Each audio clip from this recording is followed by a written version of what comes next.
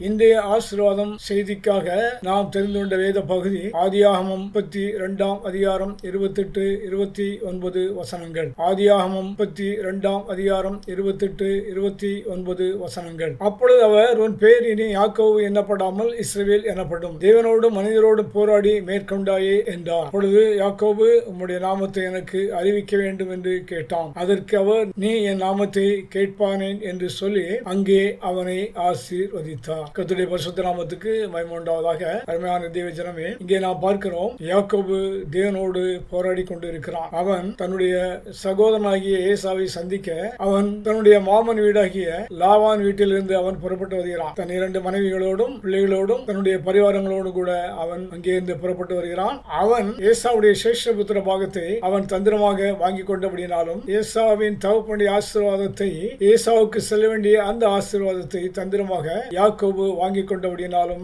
ஏசா யாக்கோபு மீது மிகுந்த கோபமுள்ளவனாக காணப்பட்டான்.